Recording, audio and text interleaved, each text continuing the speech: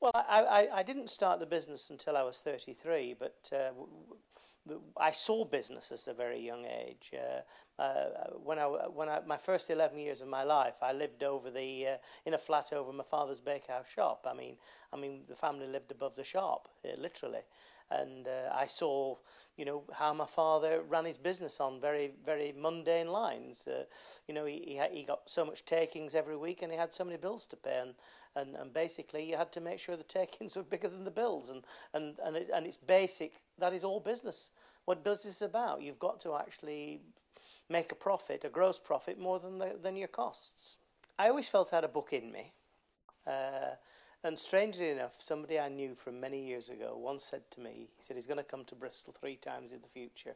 Once to go to my wedding, once when I became a millionaire, and once when I wrote my first book. And I think he originally put the idea in my mind.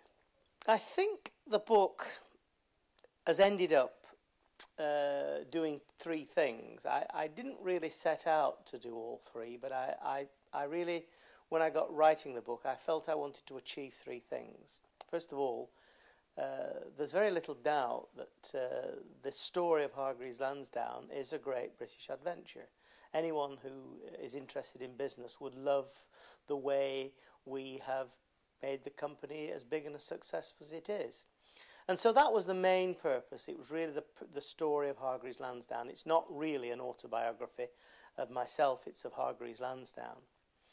But whilst writing it, because we're in the investment industry, I felt it would be wrong of me not to talk a little bit about investment, and possibly also help anyone who read the book to avoid the minefield and the pitfalls that the investment scene contains.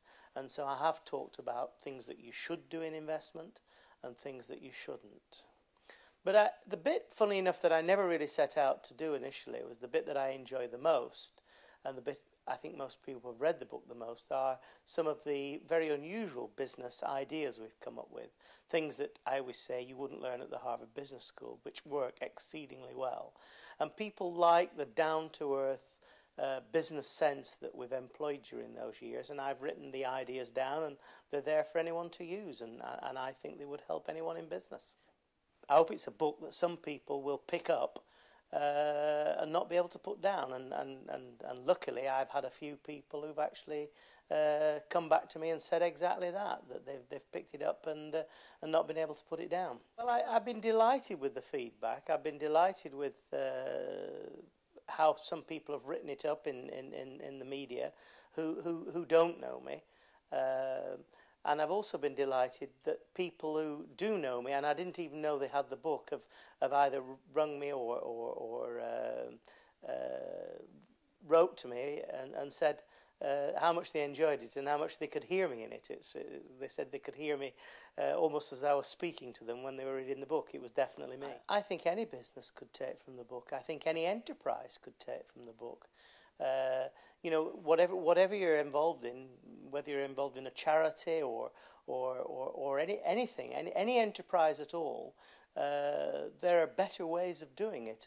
And even though we think we do things very, very well in Hargreaves Lansdown, we always try and improve. We always, every year, we carry out a customer satisfaction survey, and we try and beat the previous years, which is very difficult the bigger you get. And I honestly think anyone thinking of investing money, it's not a bad start just to read something which says to them, beware. And the one piece of good advice that I give everybody about investing is don't invest in anything that you don't understand fully.